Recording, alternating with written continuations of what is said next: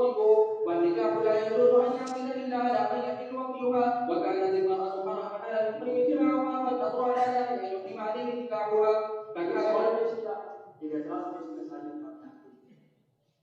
کوئی آدمی اپنے رضائی بہن سے اگر نکاح کر لے حالت احرام کے اندر یا کوئی بھی ایسی نکاح کر لے نکاح باطل ہے. اور کسی آدمی نے اس کو خرید لیا ہے, وہ کسی بھی باقی ہے رضائی بہن خرید لیا ہے, خریدنا چاہیے رضائی بہن سے کسی نے نکاح تو نکاح ہو گئے نکاح باطل, لیکن وہ کسی کی باقی ہے اگر وہ کوئی خرید لے تو خریدنا چاہیے.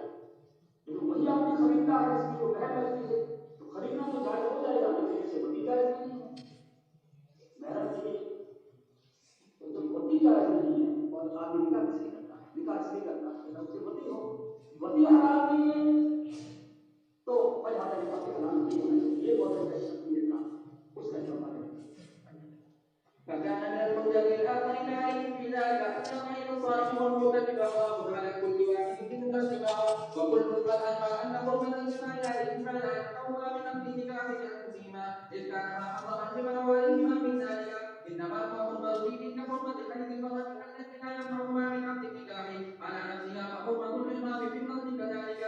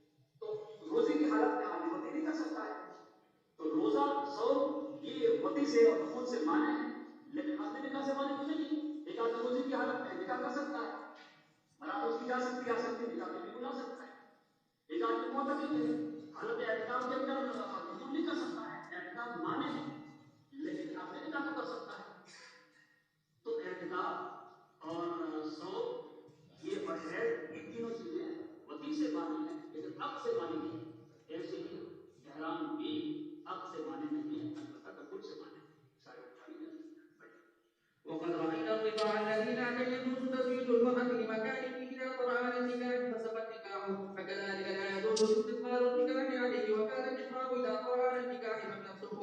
النظر على ذلك أيضا أن يكون لا يمنع استقبال النكاح.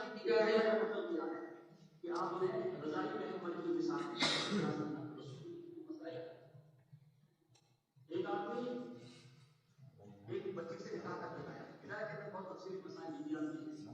ایک اس کی بیوی ہے 2 سال کی 3 سال کی یا رضاعت مدت رضاعت والی سے 2-4-10 مہینے کی ہے, 1.5 سال کی 2 سال کی بیوی بنا کر لے کر آتے ہیں. علاقے سے قریب اور بن جاتے ہیں, کہیں طوفان ہے کہیں سیلاب ہے کہیں جب لے کر آپ آنے کی تو ہم یہ تو ہم کاروائی کرنے کی آتے ہیں. اب بچی ہو رہی ہے, اس کی جو بیوی ہے اگر شوہر کی ماں ہے دودھ پلا دے تو رضائی بہن بن جائے گی. نکاح تھا منقوہ ہے لیکن رضاعت آنے کے بعد یہ نکاح ختم نکاح.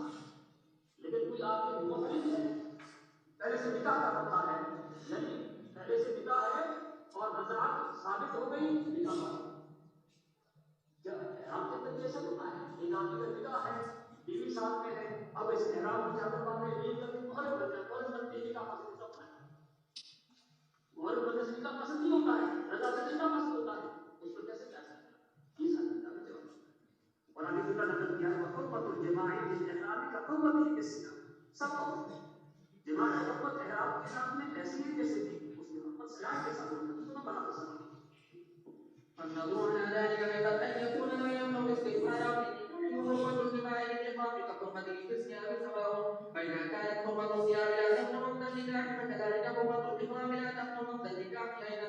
فهذا هو النظر في هذا الباب وهو قول أبي حنيفة وأبي يوسف ومحمد رحمه الله تعالى. وقد حدثنا محمد بن قتيبة قال حدثنا حجاج قال حدثنا جرير بن حازم عن سليمان كعبش عن ابراهيم ان ابن مسعود رضي الله تعالى عنه قال لا يرى باسا ان يتزوج المحرم. آخر میں صاحب کتاب کا بناتا ہے, ایک دو روایت اور نقل کرتے ہیں. بتاؤ عبداللہ بن مسعود رضی اللہ عنہ کوئی حرج نہیں سمجھتے